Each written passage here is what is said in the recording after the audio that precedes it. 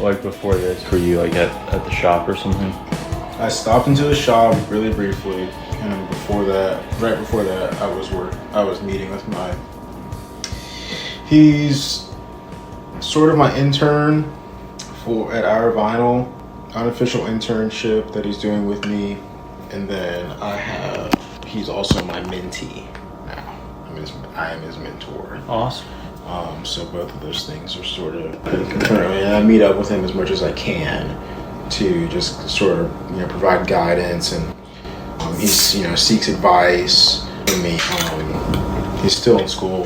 Is he like a college student at Belmont? He's at Belmont. This is his senior year. Oh, okay. So it's been interesting talking to him about how things are like during COVID. Right. And some of the, just how it's different from my experience. Yeah. Right. Mostly because, which I realize more and more as I talk to him, is meeting people, like just the natural flow of being around people all the time, and like getting to meet with them, and like going to house shows, or like doing a studio session together, or playing a show together. Like some of those things are like really limited now, because people aren't really like gathering in the ways that they were before, like especially 5 years ago. It was like so many people I met were just through random interactions, or like get-togethers, or shows, or playing, doing a production with them, even when I was in college. So it's just interesting just hearing from him and just trying to help him navigate it now. Right. And not like applying to, I have to like think from his point of view. Right. Because what he's going through didn't exist when we were in college. Right. Yeah, exactly. So that is interesting. How old is he? Like 21? I think he's 22. Oh, he's 22. Something like that. What is he trying to do? I know that he was telling me that he wants to work, in the studio with, essentially indie artists, indie bands, indie studio. And, I think I provided him some opportunities as well that I think he's also interested in, which some of them have been like working at our vinyl on the audio side of things, and working with me with Byrd Finds, doing like basically meeting people, because it's like, hey, I was out of town and I needed him to deliver an amp to someone. It was like kind of like a high profile client, but I trusted him enough to know that he could handle it. And actually my assistant was unavailable, so I had to like think of who else.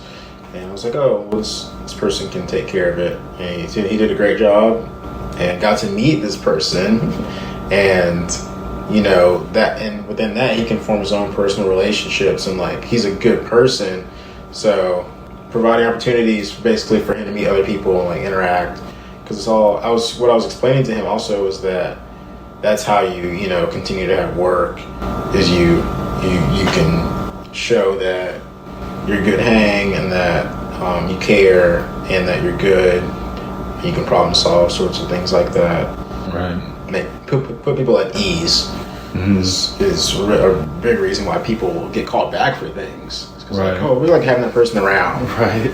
Like, it's funny how much that happens like at a higher level, where you're just like, someone might be there doing nothing, like at all, and they're just like, oh yeah, we just like having him here, or having her here, just to hang out. Yeah, like they always like make it feel better here, so we just budget. Like that, that stuff happens, and it's encouraging, because that means one day you could fill that role. Yeah, I just make people feel good. Yeah. Or someone who makes you feel good or would add to it. Yeah. Right. I'm sure you both think of someone like that. Definitely. Oh yeah, let's get them here. Yeah. It's be better if they're here. If I need conversation, they're there. Yep. So yeah, just providing him opportunities. How did you find him?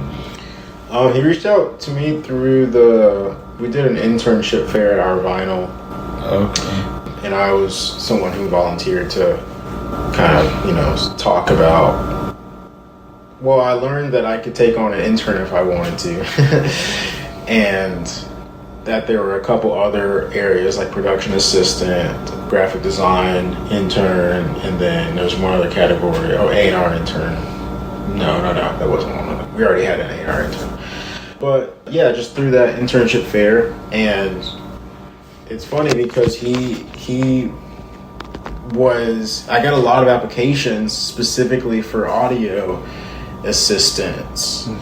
And I was just so busy at the time with other things that I didn't look at a single one, because I knew that if I started the process, then I would feel like I needed to look at everyone.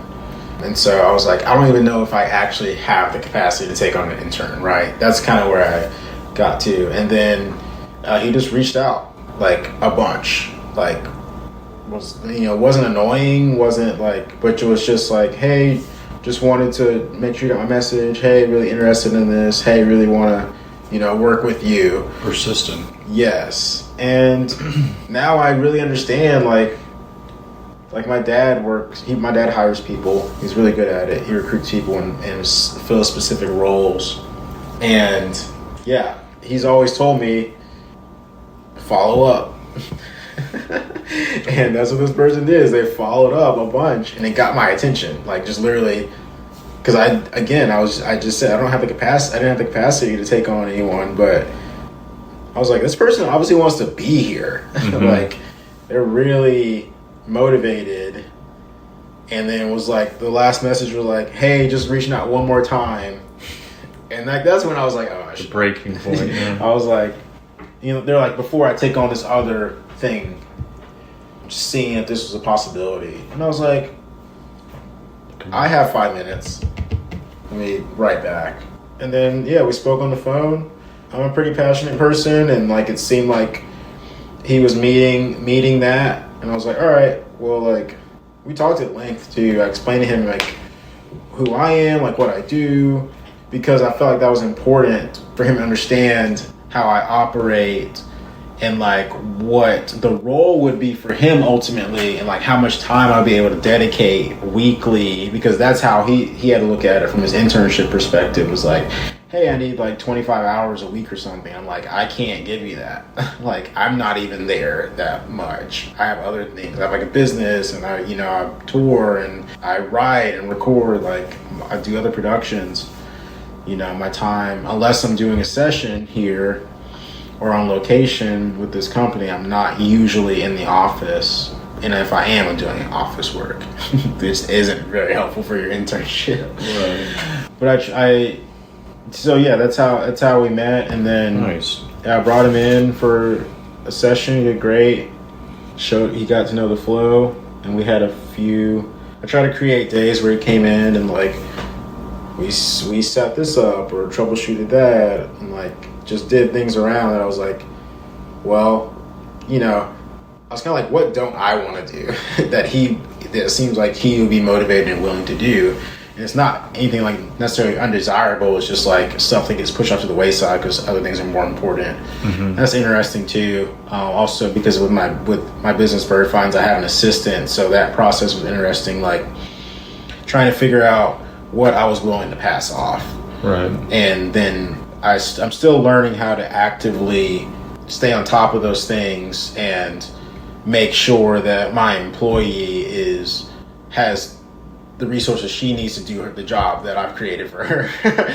Because it's, I want to be a good boss. Like, I don't want to just throw my hands up and say, hey, whatever, or like, oh, I'm too stressed out, don't ask me anything. Like, that's not helpful. No. It's like, well, you hired me, like, what do you need me to do? Like, give me a job.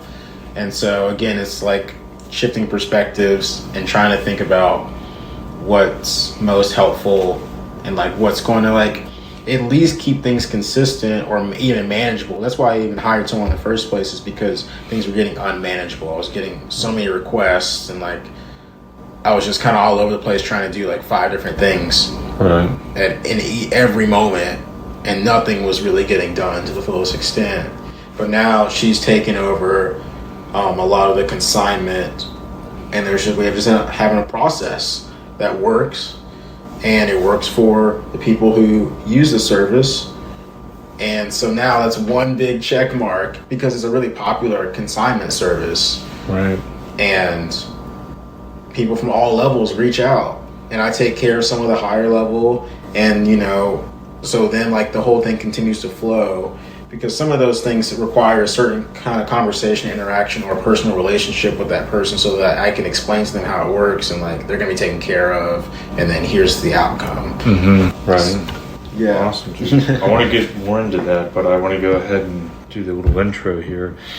Hey everyone, welcome to the Nashville Artist Podcast. I'm Jordan, and today Nick Byrd is here. Hi. Welcome. Thanks for having me. Yeah. So, where are you from again? I was born in South Carolina, Columbia, South Carolina. I grew up in Charlotte, North Carolina, and now I've lived in Nashville for a decade.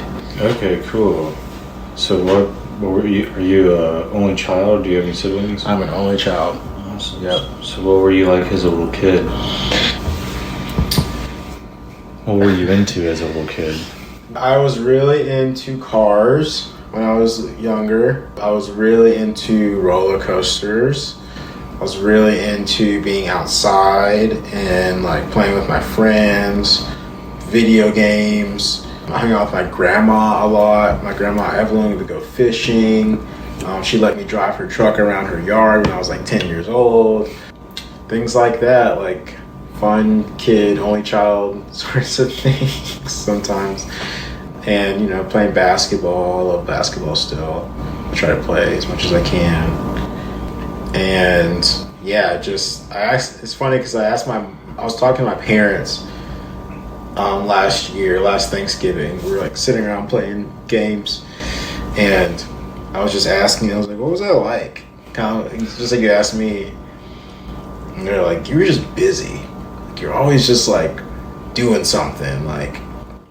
Which is so funny because that's exactly how I am now. It's come full circle apparently. But they're just like, every time we turn around, you're like about to you're like turning the oven on, or like pressing this, touching that, running upstairs. It's like, why don't you like go sit down somewhere, like just for 5 minutes. So that's actually really funny. I just like verbally process that for myself, like saying it out loud is funny because that's a lot how I am now. I'm like very... You like to have a lot of things going on. Yes. Yeah. I'm similar to you. Yeah, I think if you were like ask anyone... You never get bored. No, that's... Yes. I never get bored either. I don't really ever get lonely either. I'm just like... Yeah, you're just kind of bouncing from thing to thing. Wow, that's really helpful to know that other people feel that way, and also to just say it out loud, because sometimes it's hard. Like, sometimes I'm like, why doesn't my brain shut off? Right. Like, why can't I, like, chill? Like, I am chill, but why can't I chill? Like, why can't I just do nothing? I feel you. I have a hard time with that, too. I feel sometimes... When you relax, and you're like, you need to relax, but then you're focusing on other things, so you can't even relax in the moment. Yeah, that's taken a lot of mindfulness to slow down in that area, Yeah, taking your surroundings, look around. I even yesterday, I was like, man, I don't think I've breathed in the last 2 days. Like actually taking like a full deep breath. It's all been... Even right now, I'm like kind of holding my breath. You know what I mean? Like, I'm like taking in air, but then like... You haven't had like a big exhale in a while. Yeah. I feel good, so that's good. But, with a lot of things, there comes what can be an unhealthy level of stress, and I'm kind of like backing down from that.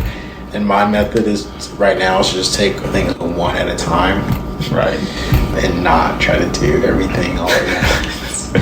And I've just been texting myself. I'm like notoriously bad with to-do lists because then I get overwhelmed. But I've just been texting myself like right before I go to bed with what I need to do, or like right when I wake up in the morning, like texting myself like, do these like 3 things today. This is what you have to worry about. And it's been working pretty well because then I just knock them out. Right. 3 things is a good number, I find, for a day, just to have 3 main things you focus on. Or less. Yeah, or less. Yeah, any more than that, it's a little ambitious, and also like you want to always make sure the next day is set up. Yeah. Wow. I'm glad you just said that. That's always the number one, you know, because like once you get to the next day, you don't want to be like, now what do I do? Yeah. Yes. It's like I've been thinking about this lately. Your past self looking out for your future self. You know what I mean? Yeah, I say that often. Yeah, that's interesting. You said it that way just a minute ago, though. Setting yourself up for setting the next day up, because I just realized that I've been on tour for the last like month this time, and wow, I'm realizing a lot of things. I'm very thankful for this, grateful for this right now, because my mantra on tour was I don't have to think about anything past a day from now. Like, all I need to worry about is being a good hang, playing well, having fun, and taking care of myself. But as a result, getting back into things, which has been good because I'm taking things one thing at a time, one day at a time. But I haven't really been able to see past like a few days. Like, I have like a shoot on Monday. I didn't even think about that. On Monday and Tuesday, it's in Nashville, and so we're traveling. But I'm basically just gonna think about that on Sunday. Right. Like, I'm not. But now that I think about it, there are some things that I might need to assist. Anyway, I'm sorry. I'll start thinking about so many different things, but that's okay. Just interesting. Okay. Interesting. Not thinking. I haven't been thinking past a day ahead. Right. Hey, I mean, better or worse. It works that way. Yeah. One nice thing of being an entrepreneur is you don't necessarily have to know what day it is. Yeah. Every day could be the same. Every day could be different, but it feels that way sometimes. Yeah, I'm like, I don't have to clock in anywhere. Right. Unless I set it up. Right, exactly. How did you get into music? Was that a development? Were you a child when you got into music? Yes. So I remember being really young, probably like 5-ish, I guess, 6. And my mom, or I guess my parents had given me this keyboard. And I remember like doing the autoplay. It was a little Casio, and it was playing Greensleeves. Oh yeah. And I like really came to love that tune. I still love it. I can hear it in my head now. Right?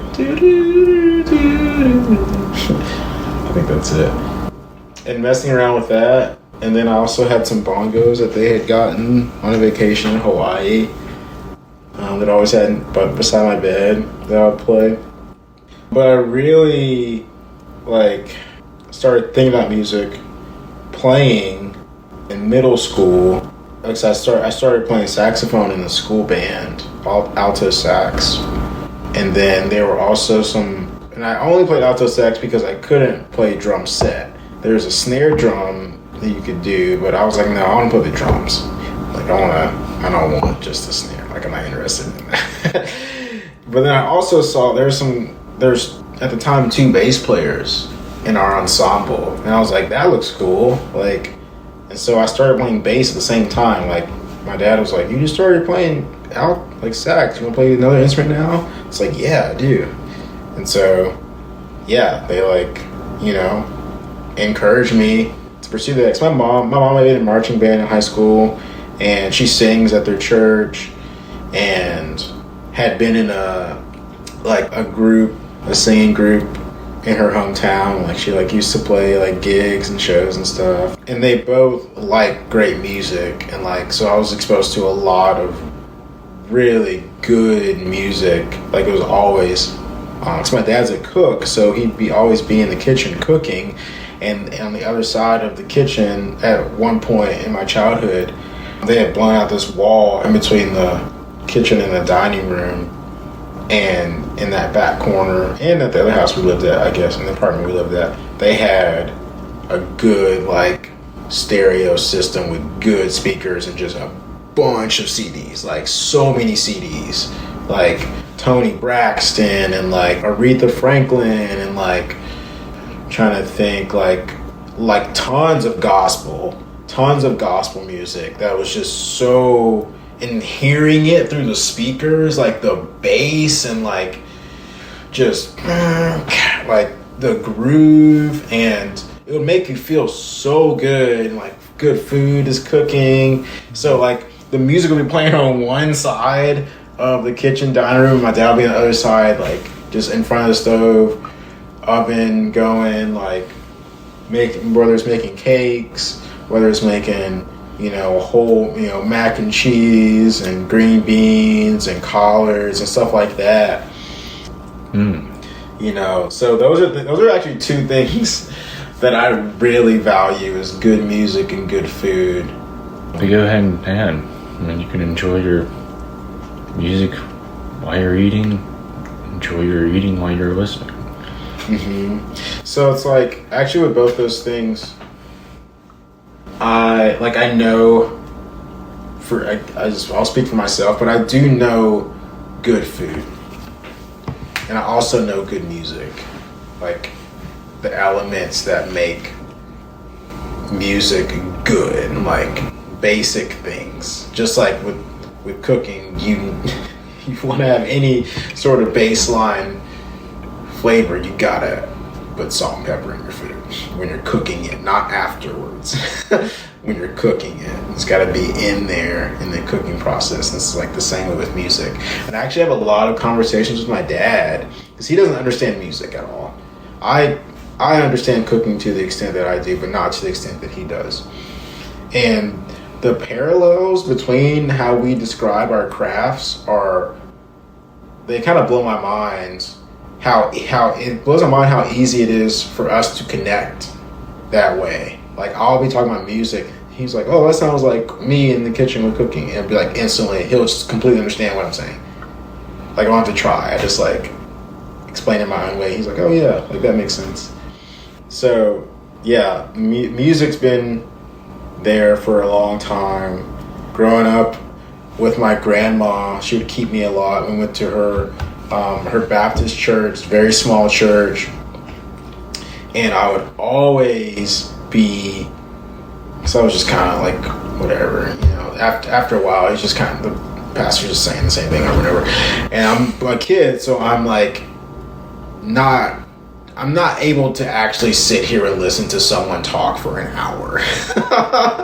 So it's like, I'm opening the hymnal and I'm like learning these songs like that are in these hymnals and trying to like learn how to read the music and like seeing how the words go along, like the dashes in between, and like, oh, this means I was using some of my knowledge from just started like playing music. I was like, oh, this is a treble clef, this is the bass clef, oh, this is the piano part, this is the right hand of the piano, these are whole notes, this is the refrain, this is the repeat, this is just the intro.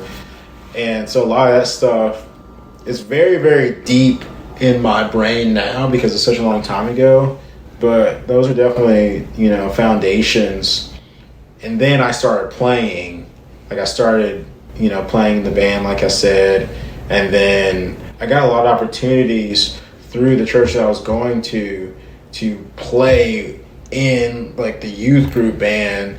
And I had mentors there who showed me like how to ask for what I needed in my monitor, stage volume, following a chart, improvisation, I kind of going with the flow, like following someone, like a music director who's like, oh, let's go back to the chorus, let's like repeat the chorus here, like this feels good right now. And then I also got the opportunity there because I was playing bass. And then I got the opportunity to play drums there too, and I like seriously developed my skill there. And then I started playing in bands with my friends on both instruments, bass and drums. And at the time I was also learning guitar. It was around like 9th grade now. I was learning guitar. I got one for my 16th birthday. I still have it. It's a Telecaster. And I was like, I remember I was literally plugging my electric into this Behringer mixer, like just 1/4 inch into a channel, and then it had digital effects on it. So I would like just use it as an effects like a preamp and an effects processor just through these speakers, and that's how I like learn how to play guitar. I would play along to music and like learn chords, and like I'd be like, this sounds like making up my own chords, but like this kind of sounds like I'm close to what it should sound like, but it's not quite. But I like this voicing, but like what's the actual note I'm trying to play? You know, the actual chord, so I can like have some sort of reference, so then I can be creative on this instrument. Cause I've always wanted to focus in on that with music, is like I like to, and especially with being an engineer too, like I like to know the rules so I can break them. I like to know like kind of what it's supposed to be, so then I can be like, I can take that and just run with it and just switch it up and know like what's going to make it not work. Right. You know, so I can come up with other ways that it can work, but like not abandoning completely all of the fundamental things that will hold it together, you know. Awesome. So when you were in high school and you were playing bands, what kind of music were you, like the bands you were in, what were y'all playing? Let's see. The first band I put together was actually in middle school. It was just music I was writing. It was just like rock. Like I was like really influenced by like Soundgarden at that time, and like, but also like 3 Days Grace, and like, you know, bands like Switchfoot even. And so it was interesting. I was just like, and like, or like Death Cab. Oh yeah. And stuff like that. So it was just like, just D chords basically. And just putting it together. But then I also, now that I think about it, so that was me. That wasn't even really a thing. That was really just me learning how to write music by myself, and then presenting to other people and be like, hey, you want to sing this that I wrote, or like play this part. But I put together like a neo soul band. It was me, my friend Leah, who I'm still good friends with. She's like a cousin to me. She's like family to me. I still want to work on music with her, like even like 15 years later. I still have notebooks like at my parents' house of songs that we wrote together that are good. Like I know that they were good then, they're good now. I've like looked at them since. That like we just need to get together and like work on them and record them. Like they're good songs, which is really wild. But we were just like, she would just write in a notebook. Like she'd come over to my house after school, she'd just write in a notebook, like poems basically, which is kind of similar to how I write music too. And then I would be the instrumental part, like have the acoustic guitar, and like, you know, sometimes she would like kind of like do a rap thing, but she has a really good singing voice, like an exceptional singing voice. So that was really fun, just like going back and forth. She's like, oh, all right, I wrote like 3 pages. Let's just try it. I'll just start singing, and then I would just like try to find chords, and then we put something together. And then a couple bands after that, one was like pop punk. When I was playing drums in that band, that was really fun. It was a huge learning experience. And I just started driving. But I didn't have this was so funny, I didn't have my permit, or I didn't have my license, only my permit, but I had a car. Like my parents were willing to buy me a car, so like I would have a way to get around, because I was playing music. They were like, you need to be able to like get yourself around, so we're willing to, you know, buy you like a decent used car. But my dad would take me to practice, or I would drive my car to practice, but then he had to drive it back home because I couldn't drive by myself. Right. So it was a really funny time going to that band practice. And then we played shows, and like, it was really fun. I got better. I just had to. and I was still playing in my youth group. So it was like two different environments where I could like really test my skills, and like they're kind of complementary. Where like a lot of it was just upbeat, and so I remember this first time I was playing with the youth choir at my church, and the band we were getting together earlier in that day to get the music ready for that evening when the choir would come in. And I had been practicing this one song, this really up-tempo gospel song, and I was like, I felt good, but I was also like, I might crash and burn, like, immediately.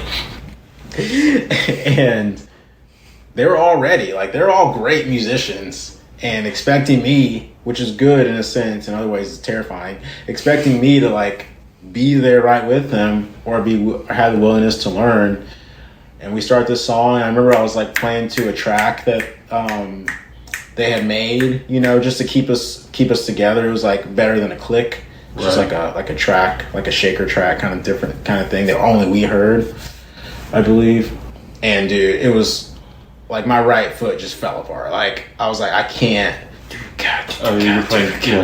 I was like, and then like all these transitions. I think it was in 6/8. Like I was just. But like they kept playing, I was like, I guess I got to keep playing. Like I'm just gonna have to learn, and it's just so much practice. Like that's one thing. Again, if you talk to my parents, talk to anybody who really knows me, especially people who I knew in high school, they'd be like, yeah, every day Nick was playing music, like practicing or playing with people or like playing a gig. Like I like really have put in the time and effort there because I love it. I love playing. I love how it makes me feel. And so really any opportunity that I get, and even then I got to perform, like play a different style of music, I was always jumping at it because it's just so much fun for me. It still is so much fun. I like truly find like so much joy in it. And it's even better when like you're playing for people, like that's great. But if you can like create great music with other people who are also playing music, that's just so fulfilling. And just like doing your role and doing it well, which I feel like translates to a lot of life too. As you can tell, I'm like pretty passionate about all this stuff. But so yeah, then like I was in a pop punk band, and the band after that was like a little more indie rock. And with that band, we got to actually like travel. We had a van. We would play shows with other bands in other cities. You know, we're like creating a fan base for sure, and it was really fun. And then I went to college, and we kind of went different ways. But yeah. Wow. So that was in high school when you were in the church band, and and then your rock band, that was like outside of school, like at your house or something? Yeah, the first one, we would practice at my friend. We would practice at other places, but I mean, I was in several bands actually. I was in other acts too. Like there was another band that was more like shoegazy, experimental, like almost like Explosions in the Sky with vocals. And I filled in for a while in that band because their bass player left. I forgot about that. But we played shows, and like I practiced with them like at least once a week. Nice. And yeah, I was just always had gear in my car. Like I guess this is the same thing that I do now to an extent. Because it's funny too, because I was like doing gear. Like I remember I helped my neighbor sell like 10 guitars when I was in high school. Like I sold them all on Craigslist. Wow. And he let me keep some of the stuff that he was also trying to get rid of. And it's like it was like barter for doing it. And he was like, whichever one of these you want to keep, like whatever. I'm just trying to get rid of this stuff. So it's just funny. I just thought about that. I'm just doing the exact same thing I've been doing for like 15 years. That's good. That means you really found what you like. I guess so. It's really funny to say out loud. Wow, covered a lot of ground just then. So, what would you say is your main instrument?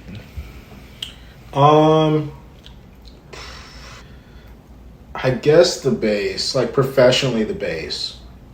But I put in the time and effort to be proficient on all instruments that I play. So I'm pretty solid on the drums. I've been playing for like just a little bit less time than I have been the bass, which is like half my life. And then I'm no like fantastic guitar player, but I can hang, and I can write really well on any instrument, and then write around it, and then fine tune and stuff like that, because I understand each instrument. Right. I'm not like green on any of them really. I can really like, same thing with the keys. Like, I've been playing keys for a very long time, so it's just like putting forth the effort in the moment, and that's what I love. I love being challenged. I love being challenged on an instrument, because that's every time I look back and think about when I got better, like when I saw a significant difference, is when I was challenged, and like I had to, like, just like when I was telling you about having to play that really fast gospel song, like I went home and practiced that all week, and then when it was time to like do the big performance, like I nailed it. Like, or maybe I didn't nail it, but I did way better than I did the first time, you know? Right. And then each time after that, because it wasn't the only time we were going to play that song or songs like that, I just tried my best, and like was like, foot, you have to move. Like, this is happening. I'm going to do it over and over until you understand right. that this is happening. Because it was really fast, like boom, like, right. And it's not, I'm not, you know, it's the drums, so it's not just, I'm not just playing with my foot, I'm playing with all three other limbs. Right. And then they're all doing like, you know, all the hits. Mm-hmm. And in different time signatures. Yeah. That I'm having to learn. Like, oh, it's not just 4/4. Oh, right. No. Yeah, 6/8. And then so much of it was just like mentally cheating, like not thinking about it, which I'm sure like half of musicians do anyways. Like, you just don't think about the technical part, you just feel it. Right. I've gotten through a lot. Just, I mean, same thing with school, just like memorizing briefly what it's supposed to sound like, and then like executing, and then be like, okay, I don't really remember. Cramming, like, because you're cramming. Yeah. Cram and be like, I just need a nail, or like knowing what's important. Right. Which is a very like interesting lesson. Like, everyone needs to learn how to BS sometime. Yeah.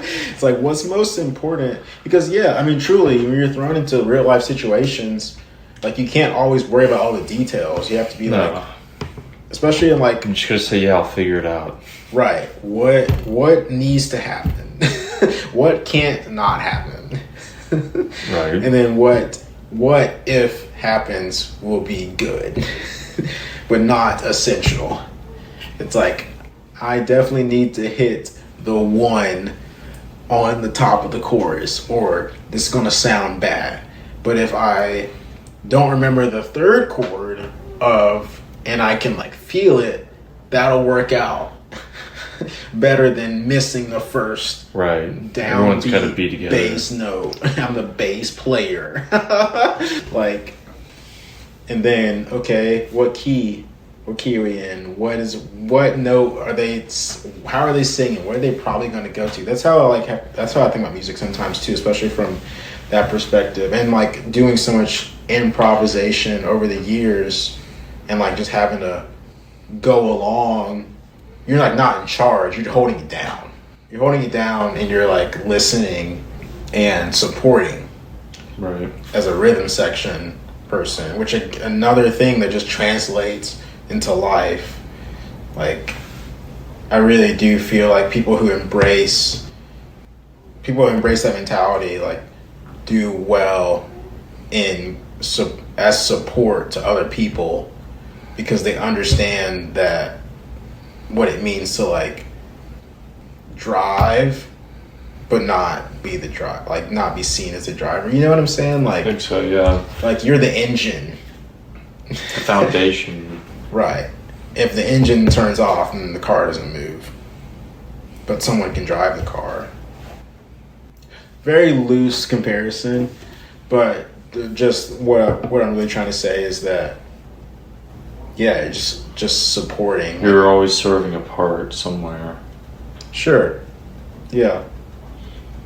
Yeah. I see. Yeah, it's a service mentality for sure is really I feel like really important in life because it keeps you humble and, you know, helping other people is just great. Like, Definitely. if you're able to do that, it creates a better environment ultimately because then someone's more willing to help you in the future too. Right. Like as a result of that, but not as you don't you know, I wouldn't say don't like do it for that reason, but Sure. it is a benefit of that potentially. Heck yeah. Yeah, you gotta learn to follow before you can lead. Yeah, Help someone else. I believe that. Build someone else's vision before you can figure out your own. Okay, cool. So what would you say is like inspired Byrd Finds, or like just from selling those guitars back in high school, or like? Yeah, you know, the longer the time goes on, I see more influences.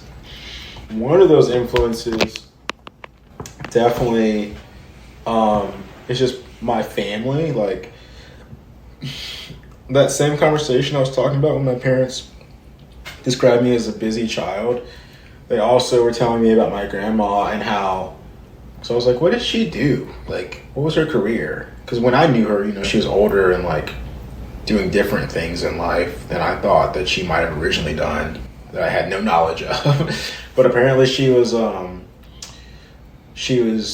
forget what branch of the military, maybe the Army, but she was a surgeon's assistant and like took care of the instruments for surgery. And then after that, she got out of the military and she sold Avon products, which is like very, you know, probably a very early version of entrepreneurship to an extent. MLM. Yeah. Multi-level marketing. Yes. It's like Amway. Mm-hmm. Mary Kay. Yeah. And then like selling things in the flea market, like buying things and selling them at a profit, things like that. And then just doing like various things here or there, you know, for money, like helping people, or like she took care of elderly people for most of when I was my childhood. Like I would go with her and she would, you know, I had like an elderly woman who like she helped just get around and like brought her groceries and like just like a, you know, a caretaker, helped them get dressed, stuff like that. And so it was just interesting because I never saw her like go to a job, you know. She had like multiple things and she always had things that were like, here's a bunch of Beanie Babies that I'm going to sell at the flea market. Like, here's a bunch of hats that I bought that I'm going to sell. Like, and then coupled with, yeah, my neighbor, you know, and then me being like, oh, I can do this. Like, I can sell guitars. Like, I sold all of them. There was like 10 or 12 guitars or something like that. I sold all of them. It's just a high school kid, like on Craigslist. And then more recently, like probably like 5 years ago now, there was a shop here in Nashville called Second Gear. It was over in Berry Hill, and Tom Bukovac ran it with another guy. I forget the other guy's name, but Tom, he's a really well-known session guitar player, like A-list kind of guy, and really goofy, really funny, really down to earth. And I started going in there. I forget who recommended it to me, or maybe I just stumbled upon it. Dude, just like good old, you walk in, like amps, guitars, pedals, everything has a price on it. Everything's picked on consignment. Kind of everything's like negotiable and reasonable, and like everything, like I said, drums, guitars, amps. Or there were never any drums there. Sorry, guitars, amps, pedals, microphones, pro audio gear, keyboards. Like, you know, people would walk in and sell stuff with him or make trades, and like I was like, I really love this. I found the Music Man amp that I actually still tour with. I found that in there, I've been looking for one for like 2 months, like online. No one had one. And I walked in one day and it was sitting right there. And he said, I was like, oh man, I've been looking for one of these. He's like, just came in an hour ago. And just the magic of that and his eye for vintage gear and like getting eyes on stuff. I went in there one day and I was talking about bass amps. He's like, you a bass player, man? I was like, yeah. He's like, man, I just picked up a B15. It's just in my truck. I forgot about it. And I'm like, what? Like, you have a B15, Amped B15 just in the backseat of your truck that you forgot to bring in? He's like, oh yeah, let me go get it. Bring it in, I play it, and I'm like, dude, I would pay you money that I don't have for this right now. Like, you know what I mean? Like, that feeling of just being such a close step away from gear that's going to inspire you. And that's always been in the back of my mind, because I have gear that inspires me, which is one of the reasons I'm propelled to make music and play music, is because I think your instrument should be inspiring and inviting and accessible. And so one thing, going back to Craigslist, before I moved to Nashville, when I decided I was going to go to Belmont, I looked at the Craigslist and I was like, there's not only so many more things on this Craigslist board than there are in Charlotte. The types of things on here are so cool and varied and different, and there's truly something here for everyone just on this Craigslist, and this all priced very reasonably. This is, again, like, this would have been 10 years ago, so things have changed a little bit. But I was like, man, like, I can't wait to like buy some stuff in Nashville. Like, I can't wait to like start collecting some gear that I'm not gonna find here, and I might never really see in where I live. So that was a huge just inspiration, like just access to a market here that was using things like this, like, you know, like a Vibro Champ, or like, let's see, like just like a Slingerland kit, or like good Zildjian cymbals, or like a Furman Q system, like just different various things that like, I'm like, I've never would have seen that in the Sam Ash at my hometown. You know, people would just keep that or sell it privately. And all the studios here, like studio lot, headphones and microphones and like cables and like stuff like that. Because, you know, a lot of us engineers and musicians, like, I saw a meme yesterday on Band Meme 666. It was so funny. It said, my parents at my age, they're buying like a $300,000 house. Yeah. And then me at my age, it's a $17 guitar cable, and it says, I'll never financially recover from this. And I'm just thinking back to a time, it's still kind of true to some extent, where like, you know, I couldn't afford to like buy more than one mic cable at a time, like, and then I have to like wait like a month until I afford to like buy another one, and like not have enough XLRs to like run a session. Like, and I just consider all those things. And then I was touring a lot with my band, and Bully. This was with the Lonely Biscuits. Biscuits. Yeah, touring for years, and I would always be looking at gear online, looking at reverb, researching, because I'm an engineer too. I'm researching the gear, like, how does this work? How many bus outputs are there? Are they direct outs? Like, how can you use this? Like, how can I use this? Basically, please, original manual, tell me why I need to buy this, because I'm very close to buying it, but let me just justify it one more time somewhere, you know, from a technical standpoint, other than it just looks cool. And I found so much cool stuff like that. Like, I'm really big into the Ramza consoles.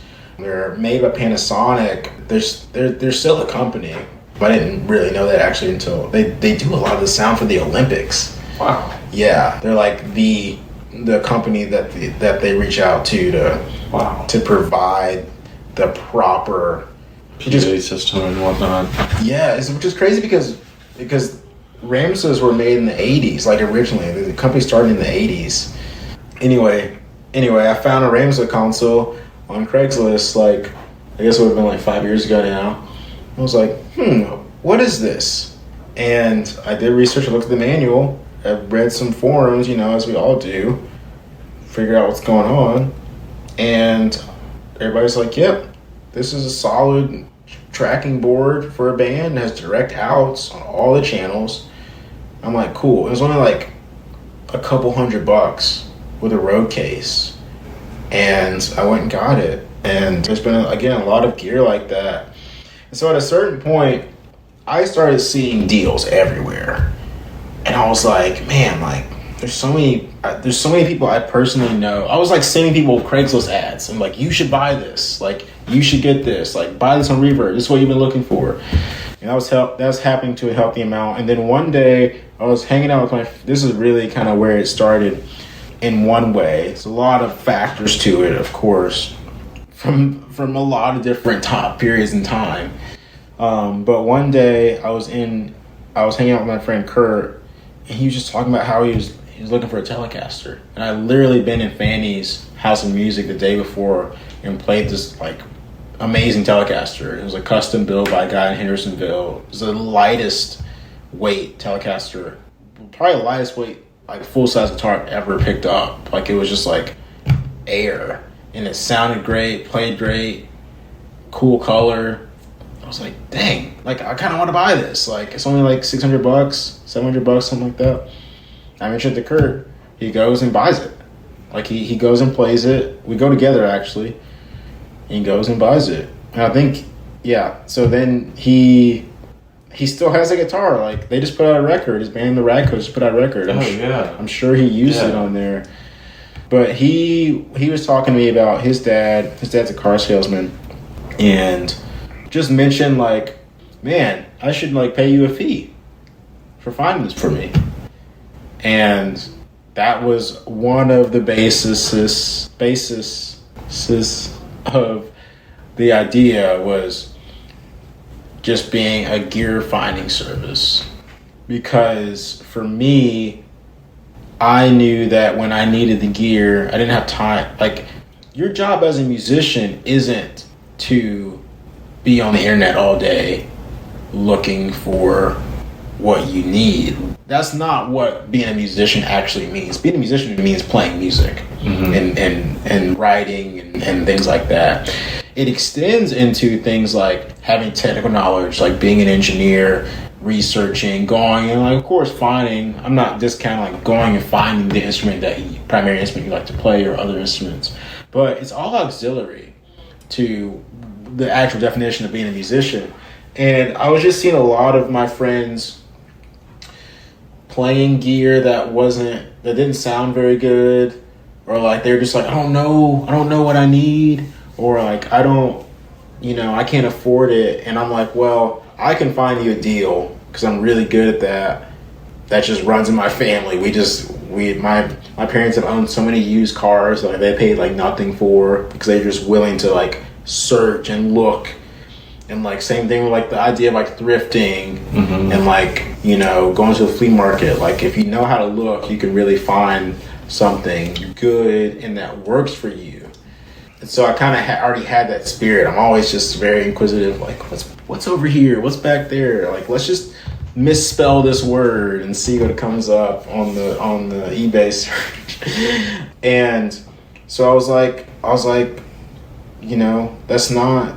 I'm bummed because people are wasting valuable time that they could be writing, recording, playing music. They just need a guitar. They just need a good interface. They just need the headphones. They just need a MIDI controller. They just need a good snare. Like, they just need a tape machine. They just need and then it started to be like, they just need to see what's out there. Like, see what's available. Like, because again, their job as a musician isn't to like do all the research. It is to play the music. Like, right. And so there has, just like if with any other industry, like there should be like a service aspect to that. It's like if you're a chef, you don't go study a whole bunch of refrigerators. You just find refrigerator manufacturer and be like, I just need a refrigerator for this. And they're like, okay, this. Yeah, and if you need like a more specific one, then you go to someone who can help you find that. If you're like, oh, I'm doing sushi, or like I need to keep this at a certain temperature, or even like a warmer, stuff like that. But yeah, it's like I truly believe, and I can say this for myself for sure, is like when I need it, I need it. Like I don't want to have. I just need something that works, that's inspiring, and like. But also, if I'm looking for something specific, like I don't want to settle for something that's not. Right. And yeah, I was just seeing a lot of people not like playing not great gear, or just being bums, or like not knowing how to like get to the next level. And I'm like, I can help you sell the stuff that you don't like and turn it into stuff that you do like. Like sell 3 of these garbage guitars that you don't care about, haven't touched, they're all dusty in the corner. Turn those into one guitar that you're gonna love for years. Like, oh, how to do that? Like, oh, well, let me help you. Yeah. You know? And yeah, I'll just, take a small fee for my time because I'm doing the legwork. You're utilizing my knowledge of how this works. And typically, and it still is true, where people are like, I don't want this stuff. And like, they just come to me because they're like, people. And like, yeah, I do know people. And like, I probably know someone who wants to buy that. And that's like a big aspect of Byrd Finds, is just like being a platform where it's like all the stuff I said before, where it's like, hey, here's what's out here. Here's the popular things, specifically like in the vintage market. And especially now I'm buying and reselling. So like I'll take stuff in, get it refurbished or repaired, or, just resell it. But I'm offering it like, hey, like this is what this is what it's great for. I probably own at least one of these. Like a lot of stuff most stuff I sell, like I have owned or want to own. So it's very curated. So again, I want people to I want to use my experience to help people get inspiring things in their hands, because I don't know, it's just what music's about. Your axe is your, that's the thing that you're going to make the music with. That's your relationship with your inanimate object that you bring to life, and you want it to make you want to grab it. Yes, and like every day. Yeah. What is your favorite instrument? Like what model or whatever it is? Oh, favorite actual that physical brings you inspiration. I have several. For bass, what would you say? Right now I've got a Fender Precision, and I'm typically not a precision guy. I've kind of run the opposite way. I've been more of like a short scale, Music Master. I have a Bullet bass. I played a Jaguar bass for a long time. Oh, yeah. So I haven't really done the P thing. And then I got one at a swap meet, but I bought it with the intention to sell it, because I thought it was just this is a good instrument, it's a good price. I can make a little money, and it's still a fair price. And get this in someone's hands who doesn't know it's here. And I would just, sell it. But then I restrung it, put a new bridge on it, and I was like, this thing sounds amazing. Stock pickups, everything's stock except for the bridge. That's the bass that I tour with. Sick. Now, and how long have you been with Bully? I joined in February of 2019, so yeah, 2.5 years. Okay, cool. Mm-hmm. Yeah, and that's the bass I play with that band, and it's just it's funny because when I started playing that bass, so much more made sense, tone wise. I've been trying to figure out how some of these records that I listen to, in the same genre as Bully, how are they getting that tone? How does it sound like that? What kind of tone is it? Is it heavy kind of? I mean, Bully's kind of fast. It's clangy a little bit. Clangy. Play with a pick. Okay. Borderline clangy, and what I mean by that is the tone knob's all the way open to the treble side. Okay. And there's a lot of attack Yeah, I was going to say it's kind of piercing, or like cuts through the mix. It cuts, exactly. And yeah, it's got a lot of attack. And I rolled on the register. I roll the mids off, turn the bass up. You know, treble is kind of normal on the amp, but it's just like driving, you know. And then coupled with like the effects and the DI / preamp that I use and the amp, the sound is just like, it just sounds like it's supposed to sound. It's just, I don't really know how to.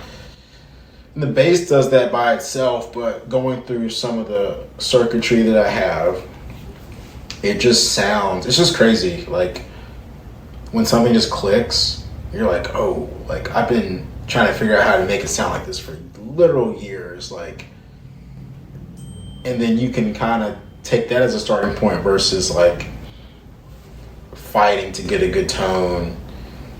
Because the tone I have now works for a lot of genres of music, and a lot of times it's just me not using a pick to translate it to maybe something else that's a little more mellow, a little warmer with the fingers.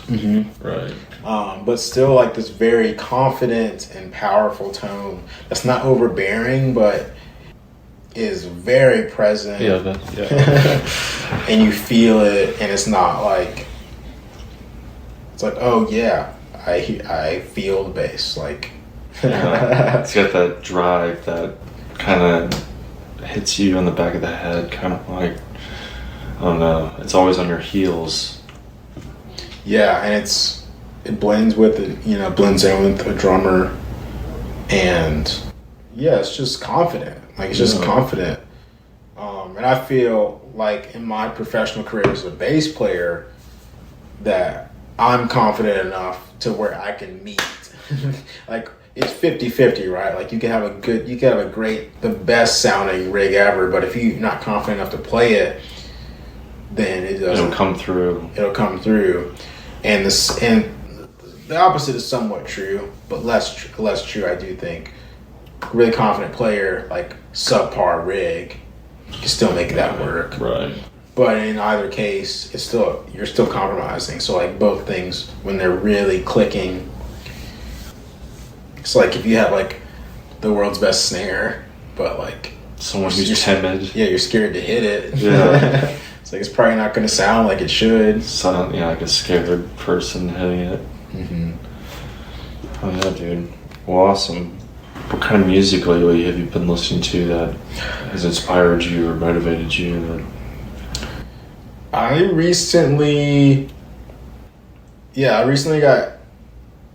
having my third eye blind phase right now. Nice. I never really had it. Right. And it's just really cool because it resonates deeply with me. Like the style and the tones and just the energy. Like it's just very nice to. And there's other bands. I mean, 90s stuff for sure. It's just kind of like I was listening to Audio Slave the other day. Oh yeah. I was watching their Live in Cuba DVD. Just watching the musicianship, and dude, some of those bass tones. I listen to a lot of maybe bass heavy. Yeah. Like stuff that's kind of like Boy, just because playing. Yeah. You know, I'm attracted to things that are similar. I'm trying to find things that where I can pick up more from the genre. Yeah. And understand more. I love Jawbreaker. We went on tour with them a couple years ago. And that's actually, to bring it back to the tone, that's one of the ways I learned what it's supposed to sound like in that genre. Just going on tour and watching them. Yeah. So night after night. Bass players just got a P bass, a tuner, and then an orange head with a Mesa Boogie cab and an orange cabinet. And that's it. He didn't have any pedals besides that tuner. And he's just playing, and I'm like, oh, he's got the tone knob up, and he's got it's just slinky, dude, this sounds so good. I'm trying to think of other music, because it hasn't just been Third Eye Blind. Because when I listened to your Nothing's Perfect album, I definitely felt the Third Eye Blind, or I could feel like I really like this. This is not the Third Eye Blind feeling song that I was thinking about, but I really like the Silent Birds track, the motivational speaker in there, or like spoken word. Yeah, I really liked that. Thank you. I'm happy. I'm happy that you listened to the record, and that's something I was almost refraining from saying, but I'll just say it now because you brought it up. But I've been listening to that record a lot, because I'm really proud of it. Yeah. And because it makes me feel really good. I think just the way that I made it is just like... It seemed like a good declaration, kind of. Yeah, I mean, I just came from an authentic place, you know? Like, so listening back, there was, you know, whenever... Sometimes, like, I just, you know, like we all do, like, just have our days, or, like, you know, need to come back to ourselves in some way, or just kind of like feel like lost or confused or like off track. And that's been a way for me to like kind of line things back up.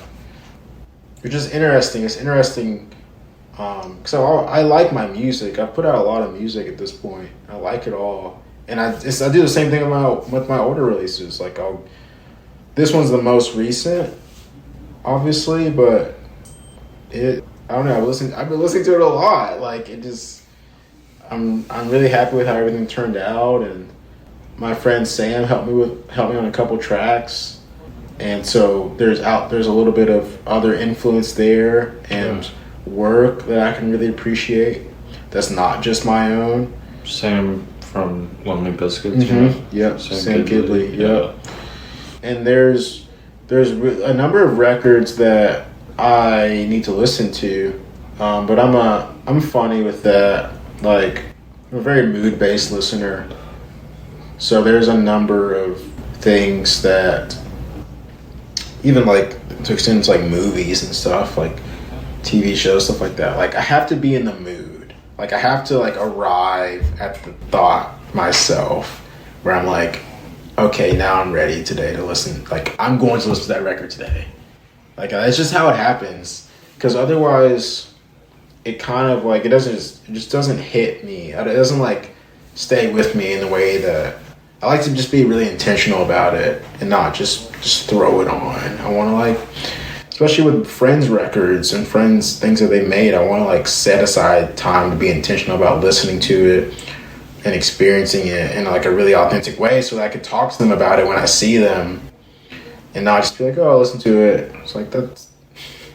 I don't know, they probably worked really hard on it, and to just be like, oh, it's cool. Right. It's like, okay, cool. I guess, like... Yeah. I don't know. I think about all those things, like, in the process. Because that's something that I would love, you know? And again, like I was saying earlier, not for that reason. I'm not treating other people that way necessarily because I think that they also might treat me that way back, but it's just from a pure production standpoint, like making a record, committing to any part of that process is very challenging. Like committing to writing it, committing to recording it, committing to liking it, and committing to releasing it. It's like pretty torturous. You just go back and forth and back and forth. Especially the liking part. Yeah. Because once you've written it, and then you're like 3 months to a year later, you're like, man, I don't really want to play this part this way, or whatever, you know. It's kind of the worst. You just change it live or whatever, I guess, but still you're like, no, it's not. And that's something that I'm really proud of, particularly proud about the record that I made is I wouldn't go back and change anything. Like I just followed through and I did what felt good, and I committed and said, this is good.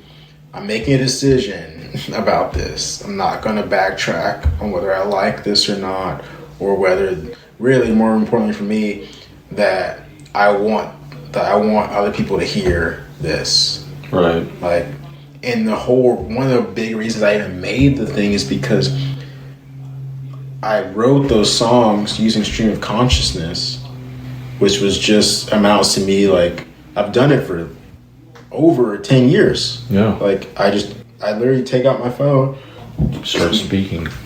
Yep, take out my phone, voice memo, record, and then play, sing, whatever, and that's it. Like I don't go back and edit. I don't go back and redo lyrics. I very, very, very seldom change instrument, like the acoustic guitar chords or like the chords or like the key, like anything like that, like the rhythm, the tempo.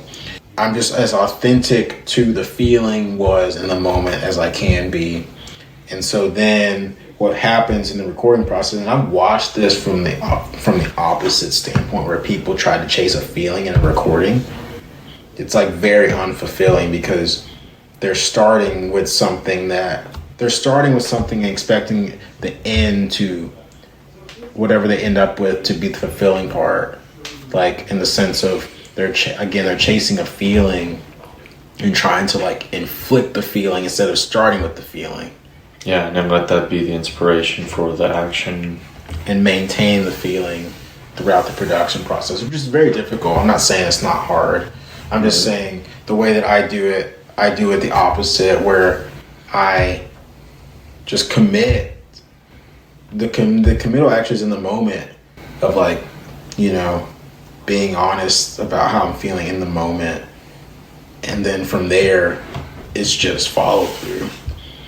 Because then, like with this record, I went back and listened to songs that I wrote on my phone in my voice memos in January and February.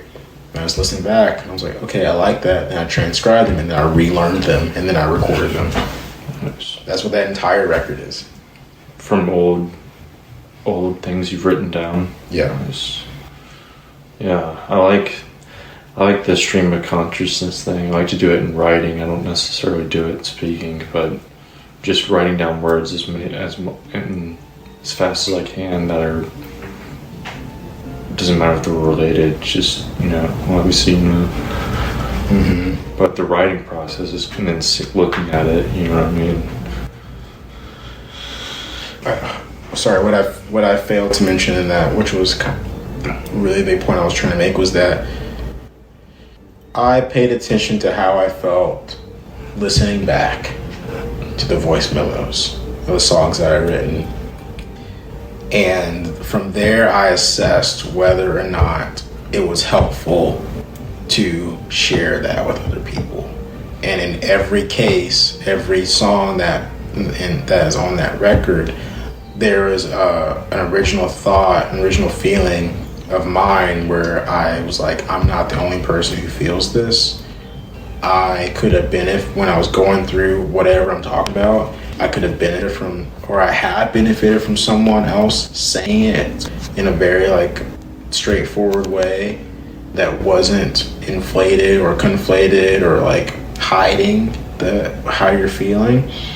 And every time I've listened back, I've been and I've heard other feedback from other people that have no idea about the process at all. They don't need to, but they're like, they can feel the authenticity, and they can, which again was my point, it can resonate with them in their own way. I don't need people I'm not like trying to point out my particular problems or my issues or my successes or anything like that and be like, this is what you should be thinking about or fixating on. It's like my point of releasing any sort of music has always been to hold up a mirror for the listener to see themselves in through someone else's life experiences, but then just translate it back to their life so that they can go through it or find whatever it is in their life that is that thing that I got through, because it's never going to be the same. Like, we go through some of the same things in life as human beings, citizens of America and everything, and especially as musicians or like entrepreneurs and people who who take on relationships and experience loss and like doing soul searching and all that stuff. It's just like looking back, all the people that I look up to in my personal life, and I think a lot of people end up respecting, are people who just tell the truth about how it went down and how they felt, and then what they did to overcome it. I don't think it's beneficial at all to try to like obscure that process, because then it paints a picture of like perfection that really isn't at all like obtainable and is not real. It's like when people don't, it'll make you quit before you begin. They just paint the world, they try to paint everything like it's always, they always just mention the best things, mm-hmm. like never anything that they had to overcome or like that they're even currently dealing with, and it's just unbalanced. I think it's important that we talk about those things openly, because again, when I look back, for me in my personal life, when I look back at music that really touched me is when people were telling the raw truth, like being real, like talking about real stuff. And it's not for everyone either. No. It's not, but I still do think that a dose of that is important. I mean, it hits you at home when it's true. I mean, nowadays I feel like everyone's trying to be so happy, and I think while that can be good, it's really toxic because it promotes repression instead of expression, because you're supposed to put on, you're supposed to be happy, so you don't really express how you really feel. I think there's a difference between happiness and feeling fulfilled. Yeah, there definitely is. Joy is what I would call fulfilled. Yeah, having true joy. Right? Enjoying, yeah. Even if you're in pain, you can still be enjoying, because you're learning or you're aware of what's going on. Then you can enjoy it. Yeah, I agree, man. I think it's a big thing to try to talk about and understand the differences between, because happiness can be so temporary. Kind of boring too. Yeah, because what makes you happy might just disappear. Well, it's like, so does it mean you close the book now because you're happy? Is there nothing else to, I don't know. Right, it's not an act. It's not an act. It's not like, you don't ever arrive, and if you ever feel like happiness has to be some sort of arrival, it'll never come, because you'll never have arrived until you die. Yeah, and then what? Then it's kind of out of your hands. Right. That's very true. But you are responsible for your life while you're alive. Yeah, I firmly believe that. 100%. Anyways, man, we've gotten deep in all my little sections and questions I've been trying to ask you.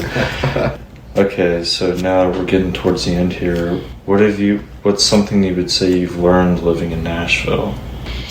Living here, I think as an adult especially, and something that's come up even recently, is the importance of community, how important people are, and not to discount them. It's just really important, like knowing that you can call somebody, whether it's good news or bad news or no news, knowing that someone will listen to you, knowing that you can listen to someone and be there for someone, and then knowing the resources within your community, because community has helped my business, and in turn my business has helped the community. Right. And if I was just a businessman, then I would utilize that to make more money.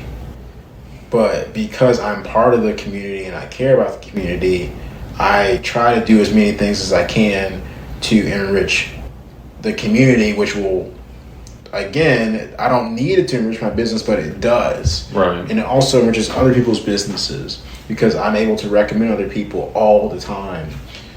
There's so many situations where Someone will reach out to me and, hey, can you do this? We need an audio engineer. We need someone to play bass. We need production crew. We need someone to mix the show, like whatever it is. And a lot of times I'm unavailable. So it's like, who can I recommend that I trust is a good hang and can do it? Can rise to the occasion. Who am I basically willing to put there instead of myself? Who will do close to a good job, if not a better job? And that, when you have a good community, there are people who, if you don't know that person, you can reach out to someone who might know that person. And that's different than networking. It's different than it's still a network, but it's different than networking, because networking tends to bypass the personal aspect of things. You're trying to see where this person might fit in your life. Yeah, and yes, exactly. It's a really great way of putting it. Instead of the other way around. Right. Like having a mentality seeing if I'm fit for you. Right. And being willing to even give your time freely, or give your ideas, or, things like that. Put something together, put your heads together for something that doesn't necessarily directly benefit you.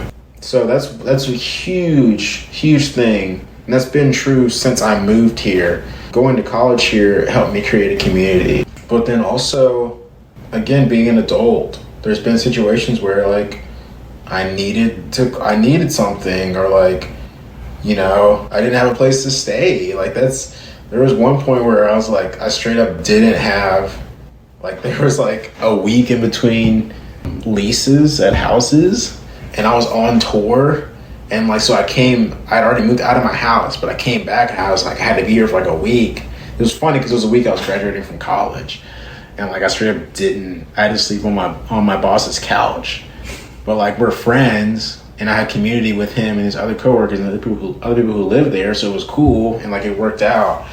But there's been situations like that I was man, if I had known to call, this might look a lot different, I might have spent $1,000 in a hotel all week, or just slept in my car, and it's really, for me, I know that that never has to be the reality for me. And furthermore, because I understand that for myself, I know how to treat other people.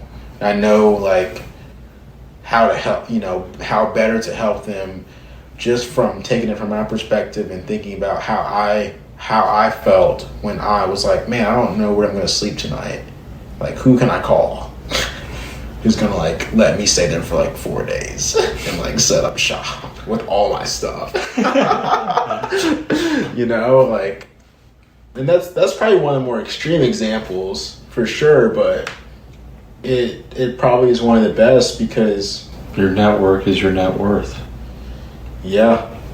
And being able to trust the people in your community, with your life sometimes, and with other people's lives. It's just huge. I don't know, to be honest with you, other than that, I don't know, so much extends from that. Sure. You can really do anything with a strong community, because someone knows someone. Right. And it's just 7 degree thing. You're always 7 degrees away from someone. Yeah, you just feed into that, and you have to be willing to give also, contribute. And that's why it works, is because everyone has the intention, at the very least, even if they're not currently able to contribute, they want to. Right. They know that it's important. They understand that is the infrastructure. And a lot of great things happen with the community. There's a lot of great communities here in Nashville, and it's really great that they're, a lot of them are centered around music, art, and art, and that's really understood by the people who are in that community. They understand the people that they're around, and that's really special. It's really something really special about this place. Maybe other places that are, music focused and full of musicians and artists.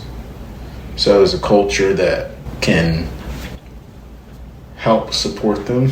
Right.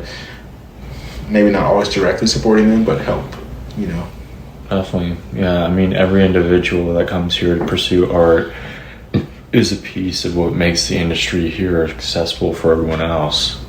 Because, like, since you're here and you do this thing, you bring that to the community. Now the community's more broad because of you. Yep. Yeah, man. All right. What is some advice you would give to someone who's going to move to Nashville and do art, whether that's music or, I would say be willing to talk to people. Go support other people. Go support other people before being expected to be supported. That's very good. And, don't be afraid to go out on a limb sometimes, because a lot of the people I met in my life was because I was like, I'm going to that show tonight. Like, I'm not sitting at home, or like someone inviting me to something and me just following through and actually going, or texting that person who I'm afraid to send a text to initiate contact, or just hitting someone up cold for coffee. And yeah, just strive to be part of or build community, because if you do that, then so much more stuff falls into place. If you show people that, and like, I think equally important is care about what you're about. Like, care about what it is that you do, and like really focus on your strengths and weaknesses, because people are going to ask, like, what are you good at? What are you not great at? And it's like a pretty funny, like, typical interview question, but it's really important, because if you understand that, then it just makes things a little bit easier. You're like, I'm really bad, or I should say, I don't like to host. Like at your house? Yeah, like notoriously bad. Like, I don't. There's some. Whether it's like a friend coming over or like an event or something. It has to be like the right person coming over. Oh. I'm not good at like hosting. I don't like hosting, like, even before COVID. I don't like hosting like a bunch of people. Like, it makes me nervous. Like, I'm like, even if I love them all to death, I'm just like, can we just not do this at my house? Like, I don't be responsible for like entertaining. Like, I can't. You got to be responsible. You have this feeling of like, from empathy, of like responsible for their well-being. Yeah. And you're like checking in, are they having a good time? Like. Yeah, and maybe with practice, but I mean, I know that about myself. Yeah. And so my friends know that about me, because I also explained to them, I'm like, hey, like, I'm not inviting you over because I don't like you, and I know I talk about my house and how cool it is and how much fun I have there. Don't take it personally if I don't invite you over. I'm just not great at that. Mm-hmm. But I'm working on it, but I'm not great at it. Sure. So I'm probably going to come over more than I invite you over. Right. And I'm going to be a good hang while I'm there, but you might see a discrepancy between the number of times I come over to your house and the number of times that I invite you over to mine. Right. Man, it's all personal. It's your prerogative. Okay, cool. What is something absurd you like or do? Absurd. Doing so many things. Like, I do so much. I have like so many ideas. Like, I built an app for my business. Nice. Like, they're building it right now. Like, there's so many things that people are attempting to sell through me, that I just, even like being in the position that I am, I think a lot of people are like, if they saw how many things I have on my plate, maybe a better answer, they'd be like, you're crazy. Because I think I'm crazy. I know I'm crazy, because no reasonable person, I'm crazy compared to the average person, because no reasonable person would be doing the amount of things that I'm doing at the scale that I'm doing them, because I just keep like doubling down. I'm like, no, like, we're doing this, like, this is happening. We're gonna keep pushing it forward, and I'm also gonna be pushing this fader over here, and this fader, and then these three over here. Oh yeah. And I still got the main one going. I got the auxiliary to that one, and then this is coming around. I'm gonna take this opportunity. So it's like, I mean, I've got Byrd Finds. I have a side consignment thing, Byrd sells. I do piano delivery. I do major consignment, like all across the United States. I'm building relationships in Los Angeles right now with some serious studio gear. Like I've got multiple SSL and Neve consoles on consignment right now.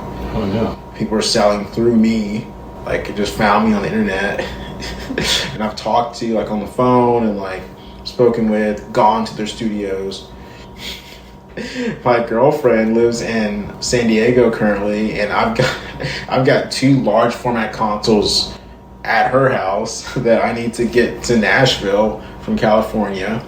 I'm trying to buy a van so I can do business and do this piano deliveries and like move gear around.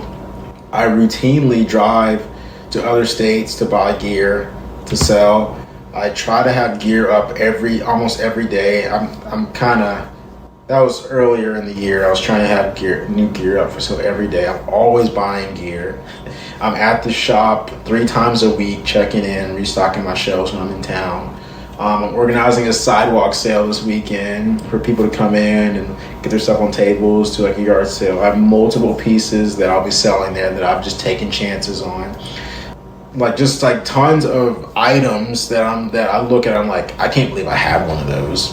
And I'm gonna like get that fixed and sell it. And then like still recording. Like I got back from tour and like immediately just started recording again. We're recording for the better half of the next 2 months. And like, you know, like I said, trying to buy a van, trying to buy a trailer. Like just going for it, you know. Yeah. And then what's it about? Still an engineer at our vinyl. I do playlist management there. I tour with Bully. I still have my band, Lonely Biscuits. We still have bunches of songs like from years ago that just, you know, pull back up and probably be cool with to release. Hope to be writing and recording with them again at a certain point. I've been assisting my parents. They just started a business, and I helped them. They consulted with me getting that started, finding a graphic designer and a website builder who was actually Sam's wife, Tiana, one of my really good friends as well. Awesome. And I'm just juggling all these things and more. Like there's more stuff that I'm forgetting about. Like there's a studio on Music Row that has tons of gear that like I was the first call to come process. Sit through it all. Yeah, and I need to follow up with her like probably after I leave here and like get that situated. I've got microphones that when I get home I need to ship out to Switzerland. Awesome.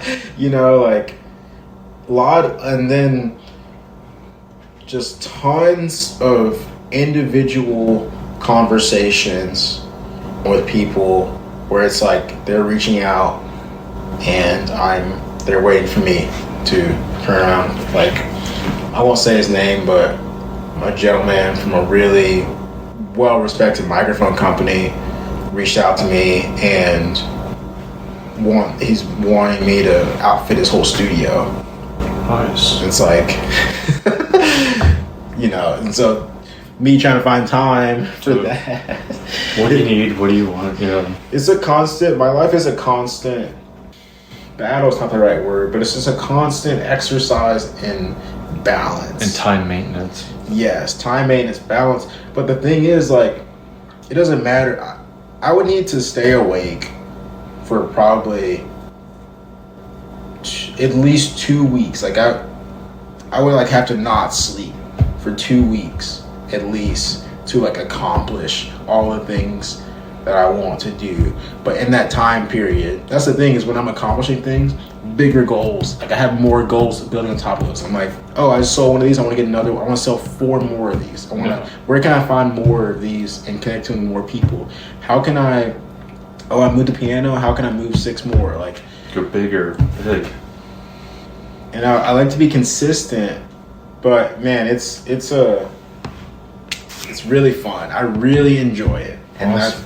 that's why I keep doing it, because otherwise, like, someone will be like, dude, you're putting in how many hours a week? I don't even keep track, because it's just not even worth me. Right. I mean, there's no point. Plus, it doesn't matter, because the only thing that matters is the value you bring. It doesn't matter how long it takes, you know. And I feel fulfilled in the things that I'm doing. So that's good enough for me. And obviously I'm able to pay my bills and stuff. Yeah. And I have, an employee, and I'm not dropping the ball anywhere. Yeah, that's good. It used to be kind of like I'm dropping the ball on a couple things.